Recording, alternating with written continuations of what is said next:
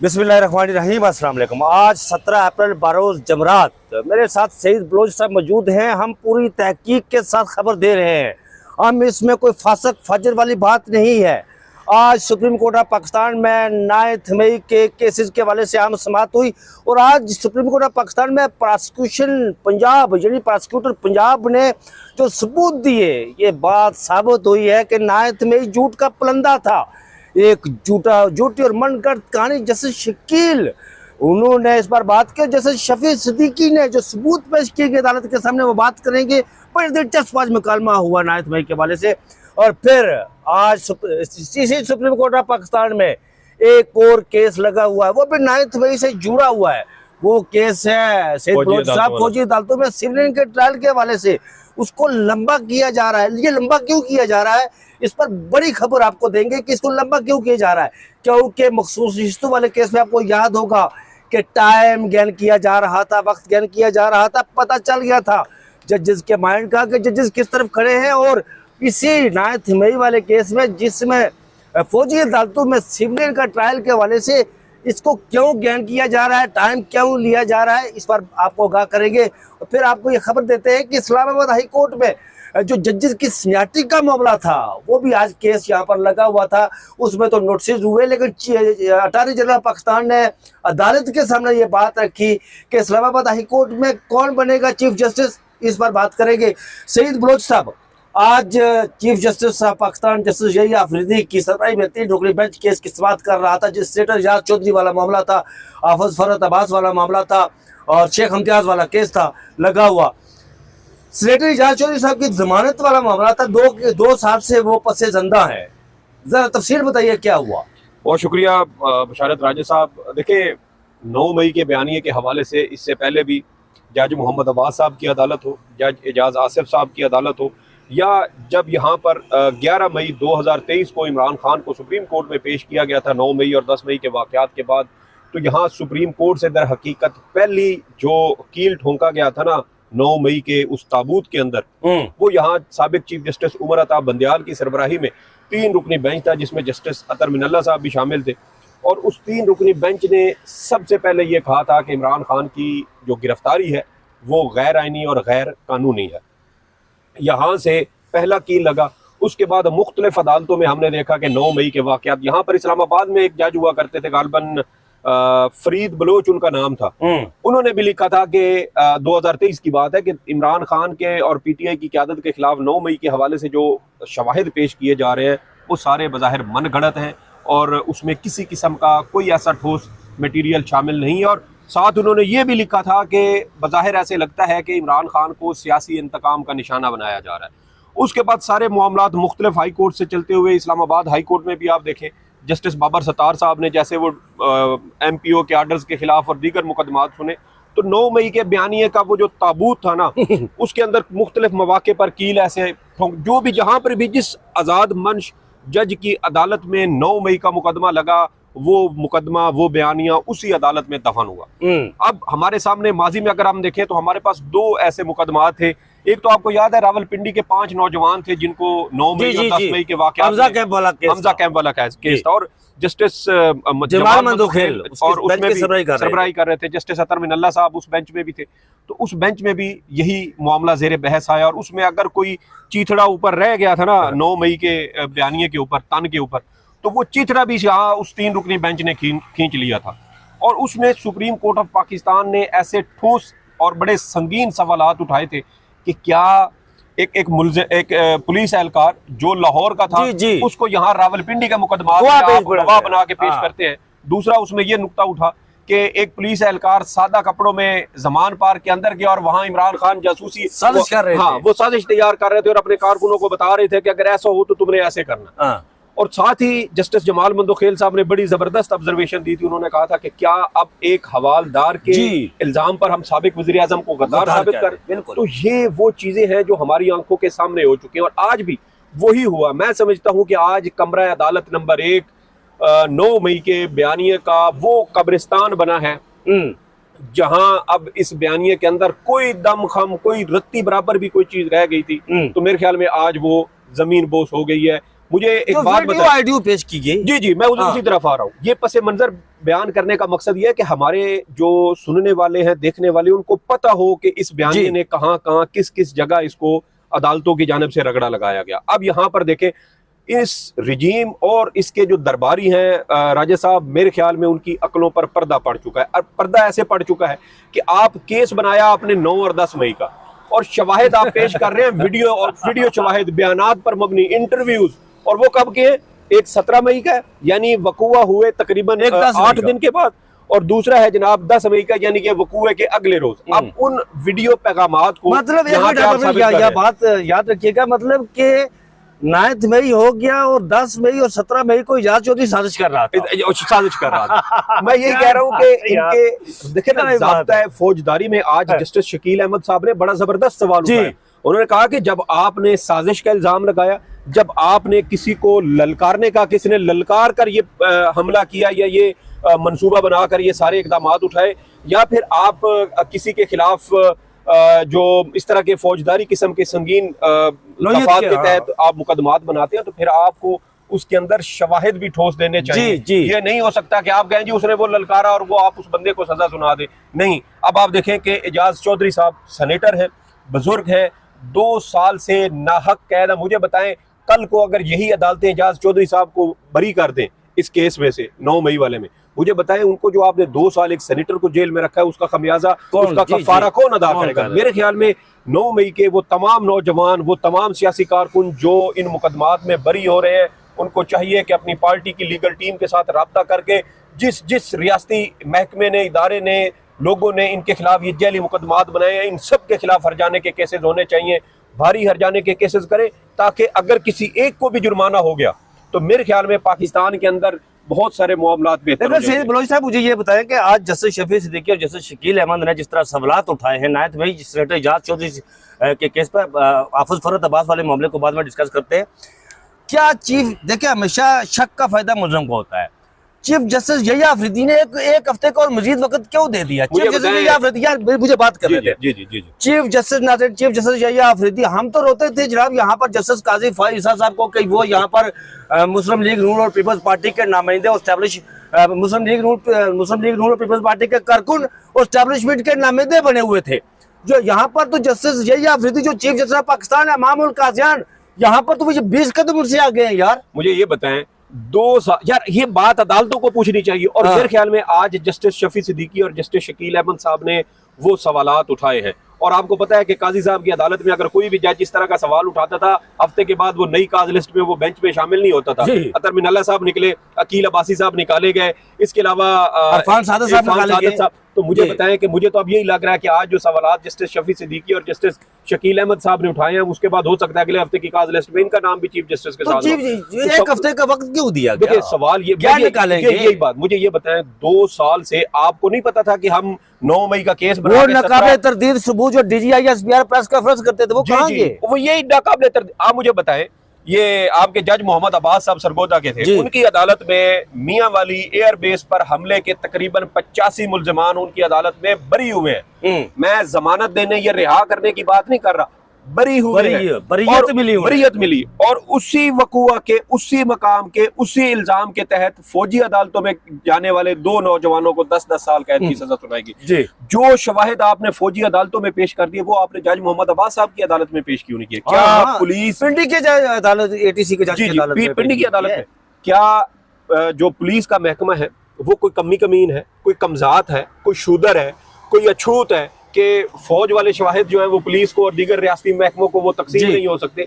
तो मैं यही कह रहा हूँ कि 2 साल में आप अगर कुछ नहीं कर सके तो आज भी इसमें से मेरे ख्याल में आज अदालत को ये केस खारिज करना चाहिए था। मैं यही कह रहा हूँ ना, जमानत बरकरार रहनी चाहिए थी और सेनेटर एजाज चौधरी साहब को जमानत मिलनी चाहिए, करना चाहिए था यार। उल्टा सरकारी वकील को जुर्माना होना चाहिए था कि आपको इतनी अकल नहीं है, आपको इतनी सेंस नहीं है कि आप एक मुकदमा बना रहे हैं, इल्जाम है 9 मई का और आप उसके 10 रोज के बाद वाला जो है वो 17 मई को पेश कर रहे हैं नाज़रीन वो की ऑडियो और वीडियो, जिस पर शफी सिद्दीकी साहब ने कहा कि ये तो ऑडियो और वीडियो, मतलब के सेनेटर एजाज चौधरी साहब 10 मई और 17 मई को साजिश करते पाए गए, जो वकूआ पहले हो चुका था, साजिश करते पाएगा। और chief justice of Pakistan justice Yahya Afridi बासत एहतराम आज उन्होंने ये साबित किया है कि वो जनाब काजी फाइज ईसा साहब, जिनके बारे में हमारे बड़े शदीद तफसात थे, उन बारे में हम तनकीद भी करते थे, और आज उन्होंने साबित किया है कि माशाल्लाह ये अपना 30 गाड़ियों का प्रोटोकॉल बचाने के लिए 40 से 50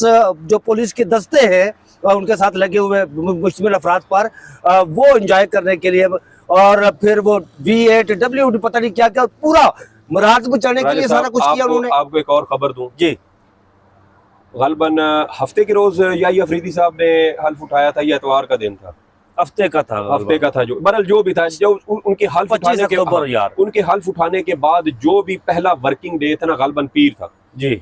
हमें सुप्रीम कोर्ट में एक आला अफसर है, मैं नाम नहीं लेता क्योंकि सोर्स का नाम नहीं लिया जाता, लेकिन सिर्फ मैं इसका गवाह नहीं हूँ, इसका एक और भी गवाह, एक और साफी भी है जी। उस ला अफसर ने हमें कहा था कि यह काजी फायज ईसा जो है ना, वो कहीं ना कहीं स्टैंड ले जाता था, कहीं ना कहीं वो डट जाता था दबाव के आगे, या अफरीदी आगे चूं भी नहीं करेगा। वैसे ही हुआ यार, देख ले आज तो हर केस में देख ले जनाब, यही अफरीदी साहब, जब वोट जुडिशल कमीशन का इजलास होता है, जब फैसला कौन वोट का मौका होता है कि उन्होंने फैसला करना है, उनका वोट फैसला, वो कहते हैं नहीं मैं वोट नहीं। मुझे ये बताए, एजाज चौधरी साहब के वकील ने कहा कि ये वीडियो शवाहिद है, तो याहिया अफरीदी साहब ने कहा कि वीडियो जैसी भी हो, आपका मुवक्किल लोगों को उकसा रहा था, और पता बाद में चला आगे, या वो तो जैसे शकील अहमद ने कहा, जस्टिस शफी सिद्दीकी और शकील अहमद ने कहा ये तो 17 मई का इंटरव्यू है जो आप यहाँ पे बतौर, तो ये हमारे चीफ जस्टिस का हाल है। और दूसरी जानिब आप इम्तियाज शेख वाला मामला देखें, फरत अब्बास वाला, उनकी जमानत का उनको आज अदालत में चीफ जस्टिस ने कहा कि ये जमानत वाले मामले को आप ना छेड़े। और दूसरी बात यह है राजा साहब के सुप्रीम कोर्ट ऑफ पाकिस्तान के साबिक चीफ जस्टिस जनाब आसिफ सईद खोसा साहब का ना, जज Arshad Malik video scandal case में एक फैसला मौजूद है, 21 के 22 नुकात हैं उस फैसले के, कि किसी ऑडियो वीडियो तस्वीर को उसका फोरेंसिक कैसे किया जाएगा, उसको बतौर शवाहिद किसी भी लोअर कोर्ट में, हाई कोर्ट में, सुप्रीम कोर्ट में बतौर शवाहिद कैसे पेश किया जाएगा। ये 22 नुकात अगर आप पढ़ें तो क्या जो दस्तावेजी शवाहिद या वीडियो शवाहिद यहाँ अदालतों में पेश हो रहे हैं या ट्रायल कोर्ट में पेश हो रहे हैं, क्या ये उस मेरिट के ऊपर पूरे उतरते हैं? क्या फोरेंसिक करवा कर वो डिवाइसेस अदालत के सामने पेश की गई? जिस शख्स ने वो वीडियो रिकॉर्ड की, क्या वो शख्स अदालत में बतौर गवाह पेश किया गया? ये सारी चीजें तो इस्टेब्लिश्ड है।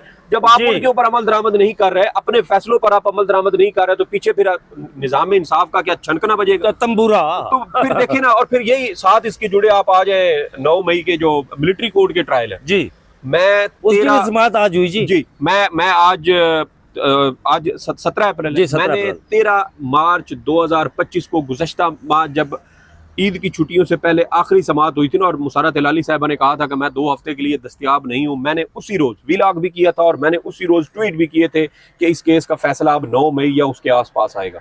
और आज आप देख लें 9 मई 28 अप्रैल तक गई है। 28 अप्रैल के बाद 3 दिन के लिए जनाब अटॉर्नी जनरल साहब, जो उन्होंने कहा है कि मैं 3 दिन, हालांकि पहले उन्होंने कहा था मैं 10 दिन 10 मिनट भी, और उन्होंने सिर्फ अपने जो यकीन दहानियां करवाई थी ना अदालत में 2023 में, जुलाई 2023 में, उसके हवाले से उन्होंने कहा था कि मैं उसके ऊपर बात करूंगा, क्योंकि वो जो थे उजैर भंडारी साहब और दीगर वकला, उन्होंने ये नुक्ता अदालत के सामने उठाया था कि भाई अटॉर्नी जनरल ने अपील का हक देने की यकीन दहानियां, रिटर्न यकीन दहानियां करवाई हुई हैं और वो अदालती ऑर्डर्स का हिस्सा है, तो उस पर अदालत ने कहा कि आप वजाहत दें। उन्होंने कहा मैं 10 मिनट में दे दूंगा। 10 मिनट से बढ़ के अब वो हो गए 2 से 3 दिन, और 2-3 दिन वो हैं जो वो कह रहे हैं। मजीद मुझे लगता है कि शायद ये 4-5 दिन तक भी बात जाएगी। अब आते हैं जनाब के 28 अप्रैल को समाअत है, हम चलते हैं जी, चलेंगे 3 दिन है, 3 दिन के अंदर अंदर ये केस जो है ना, ये अटॉर्नी जनरल साहब अपने दलाइल देंगे। 28, 29, 30 मई शुरू हो जाएगा जी। उस मई में आप देखें कि सलमान अकरम राजा भी हैं, हामिद खान भी हैं, ख्वाजा अहमद हुसैन साहब भी हैं, इसके अलावा उजैर भंडारी साहब भी हैं, फैसल सिद्दीकी भी हैं, और लतीफ़ खोसा साहब भी हैं। इस तरह बड़े बड़े नाम इस वक्त भी उस दीगर फ्री कैन में मौजूद हैं जिन्होंने इसके ऊपर जवाब जमा करवाना है। मुझे बताएं कि अगर ये शख्स, हर इनमें से वकील, चले 7-8 वकील बनते हैं, हम ये कहते हैं कि हर रोज 2-2 वकील अपने जवाब जमा करवाएंगे, 4-5 दिन लग जाएंगे, तो मुझे बताएं 9 मई को फैसला आएगा कि नहीं? बिल्कुल। अब आ जाए जनाब 9 मई का फैसला क्यों आएगा। अब ये जो आप फिल्मों के अंदर, ड्रामों के अंदर ना, आपको एक सिंबलिज्म नजर आता है। सिंबलिज्म का मतलब क्या है कि आप अलामती पैगामात देते हैं। मिसाल के तौर पे कुछ वीडियो फिल्में आप देखें, उसके अंदर हीरो ने ना वो कैफिया कहते हैं, क्या कहते हैं उसको, हाँ, जो पहना होता है, वो फलस्तीन के साथ इज़हार यकजहती के, जी, वो पहनते हैं। क्यों पहनते हैं? वो आप एक अलामत के तौर पे पहनते हैं। अक्सर क्रिकेटर्स को, हाशिम आमला को और दीगर क्रिकेटर्स को आपने देखा होगा, उन्होंने वो गजा वाला, फलस्तीन वाला बैंड पहना होता है। क्यों पहना होता था? वो सपोर्ट दिखाते थे। तो यहाँ जो मैं कह रहा हूँ ना कि सिंबलिज्म होगा, अलामती फैसला ये आएगा। अलामती फैसला, आपको पता है कल से एक ट्रेंड चल रहा है, फॉरवर्डेड एज रिसीव्ड। ये हम खबर पूरी तहकीक के साथ करते हैं जनाब, तहकीक के साथ कर रहे हैं, इसको आप फॉरवर्ड एज रिसीव्ड कर सकते हैं। और उसकी वजह ये है, मैं ये आपने जो बात की ना कि ये हम तहकीक के बाद बात कर रहे हैं, गुज़श्ता माह एस्टेब्लिशमेंट के नाई हैं जनाब मुनीब फारूक साहब। जी जी जी जी। उन्होंने एक विलाग किया था और उस विलाग का क्लिप मैंने खुद भी सुना, और उन्होंने कहा था कि सुप्रीम कोर्ट ये मिलिट्री कोर्ट केस में कुछ शराइत के साथ ट्रायल जो है ना उसको कानूनी और आईनी तौर पर दुरुस्त करार देगा। लेकिन मेरी खबर ये है, सुने अच्छा। अब मुझे एक बात मुकम्मल करें। अब आप फर्ज करें कि शराइत के साथ ट्रायल की इजाजत हो, वकूआ हुआ था 9 मई का जी, और 9 मई के नजदीक अगर केस को खींच कर लेकर जाया जाए, और हम ये फर्ज कर लेते हैं कि अल्लाह न करे हमारे खदशात हैं, और वहां से तो बाकायदा खबर दी गई ना, खबर भी नहीं दी गई बल्कि पूरा प्लान बताया गया। अलकादर ट्रस्ट केस में हम देख चुके हैं कि जो कुछ कहा गया उसी तरह हुआ। कहा गया कि जनवरी के कहीं वस्त के बाद जाकर फैसला आएगा, जनवरी के वस्त के बाद यानी 17 जनवरी को फैसला आया। कहा गया कि उसके अंदर इमरान खान का बंदोबस्त करने के लिए पहले इस्लामाबाद हाई कोर्ट में जज लगाए जाएंगे, जज लगाए गए। हमने वो सारी चीजें अपनी आंखों से होती देखी। तो ये फॉरवर्डेड एज रिसीव्ड नहीं है, लेकिन मेरा खदशा ये है बशारत राजा साहब के, मुझे अब ये खदशा है कि जैसी बात मुनीब फारूक ने की और जैसे इस केस का फैसला 9 मई के करीब खींच कर ले जाया जा रहा है, कहीं ये फैसला जो मिलिट्री कोर्ट्स अपील में केस में अपील की सूरत में सुनाया जाएगा फैसला, कहीं ये फैसला भी फॉरवर्डेड एज रिसीव्ड नहीं। मेरी खबर ये है, मैं आपको आपने व्यूज दे दिए ना। मेरी खबर ये है कि इसको डिले करने का जो इसको लिंगर ऑन कर रहे हैं इस केस को, आप देखें आज इसकी 54 समात थी आज इसकी। वो ये है कि आपको याद होगा कि जो मखसूस नशिस्तों वाला पाकिस्तान तहरीक इंसाफ का केस था उसको लिंगर ऑन किया जा रहा था। उसकी वजह क्या थी? आपने कभी सोचा उसकी वजह क्या थी?